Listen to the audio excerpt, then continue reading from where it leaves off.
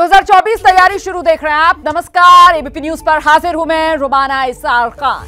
महाराष्ट्र में एक बार फिर सियासी ड्रामा चल रहा है।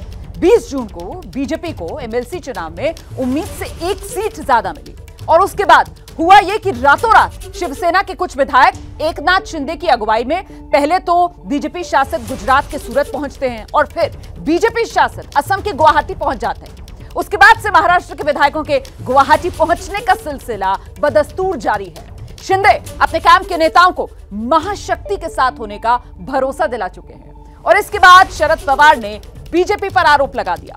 तो सवाल यह कि महाराष्ट्र के महाड्रामे का बीजेपी से आखिरकार कोई कनेक्शन है या नहीं, इस खास रिपोर्ट में जरा समझिए पहले।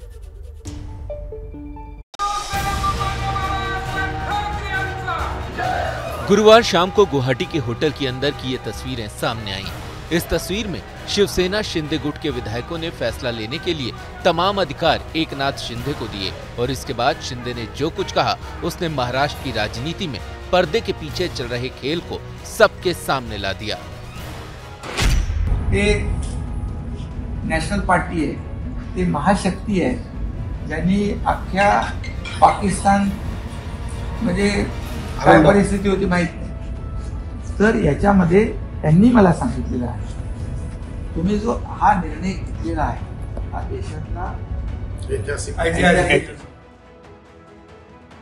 आमची पुरी शक्ती आहे, कुठेही काही लागलं तर कधी कमी पडणार नाही याची प्रचिती आपल्याला जेव्हा जेव्हा आवश्यकता भासेल तेव्हा तेव्हा सगळ्यांना। शिंदे ने बीजेपी का नाम नहीं लिया लेकिन इशारा दे दिया।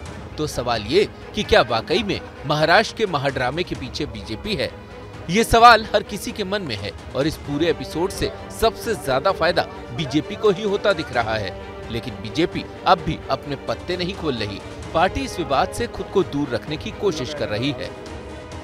बार बार वही बोलते रहे कि भाजपा हमारी सरकार गिराने के चक्कर में है।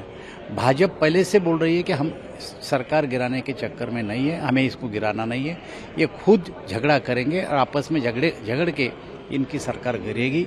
वही आज हो रहा है। अब सरकार शिवसेना के एमएलए ने बगावत करके वो गुवाहाटी चले गए। भाजपा वेट एंड वॉच की भूमिका में है, हम उनके चक्कर में आज नहीं है।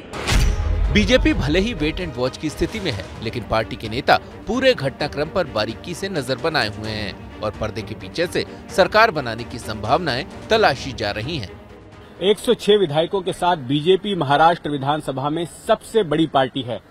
साल 2019 का विधानसभा चुनाव बीजेपी और शिवसेना ने साथ मिलकर लड़ा था, लेकिन सीएम के मुद्दे पर इन दोनों ही पार्टियों के बीच झगड़ा हो गया, जिसके बाद उद्धव ठाकरे कांग्रेस और एनसीपी के समर्थन से मुख्यमंत्री बन गए।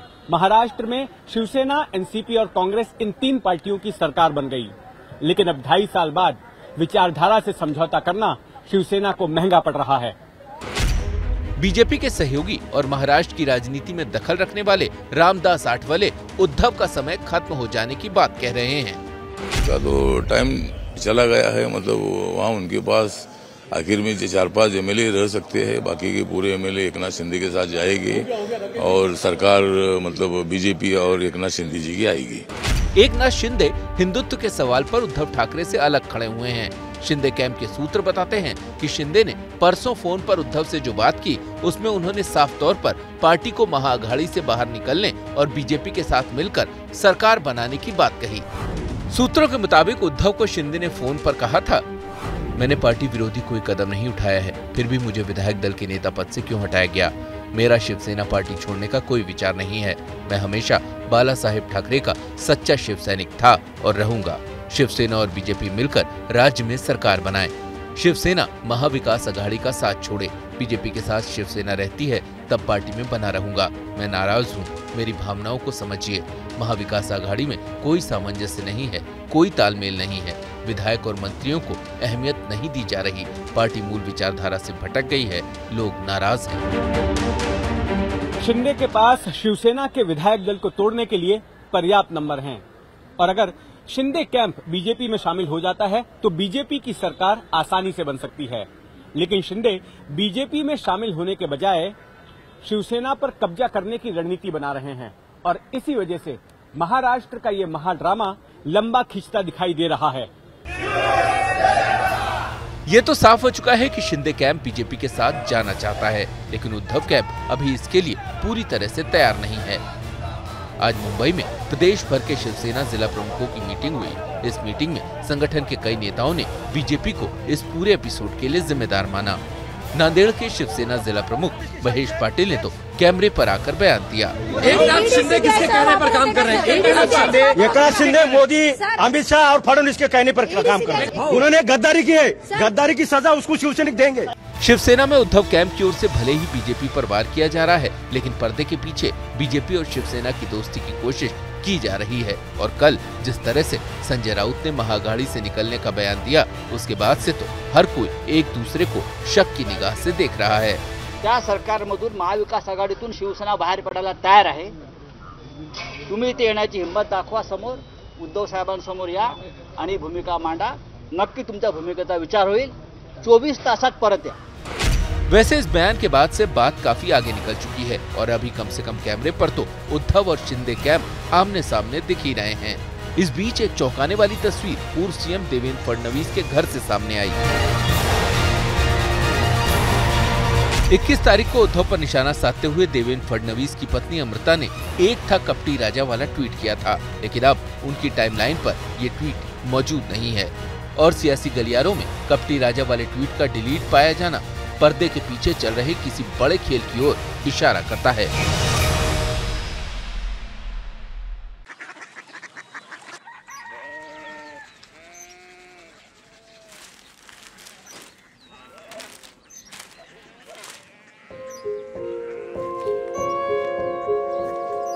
बाबा, बाबा, कोरिया सिटी जानी ना?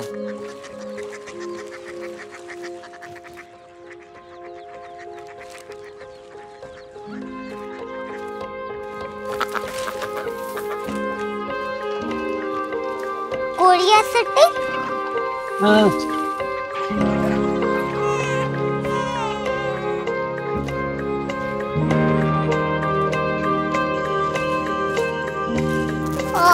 कोरिया सिटी कहाँ पे है?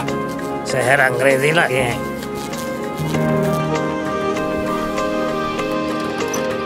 Korea city.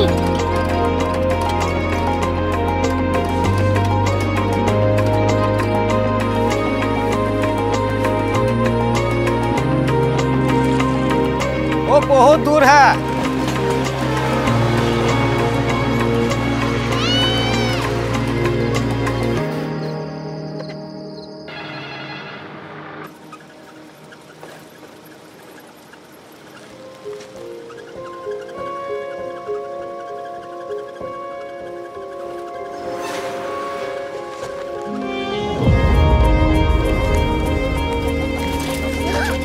Korea city.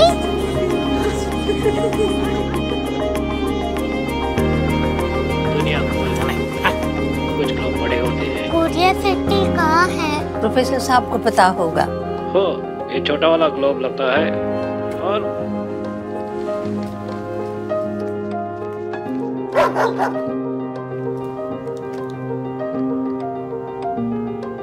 पता नहीं, मेरी बेटी से जाके मिल लो, शायद उसे मालूम हो।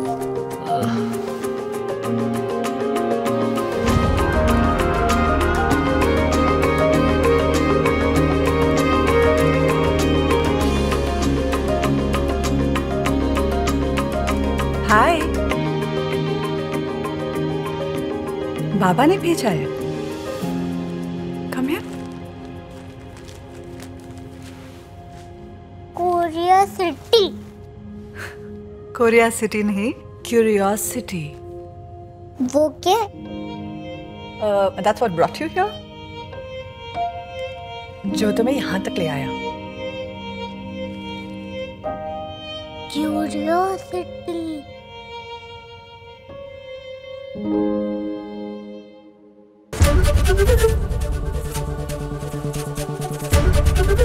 एबीपी न्यूज आपको रखे आगे।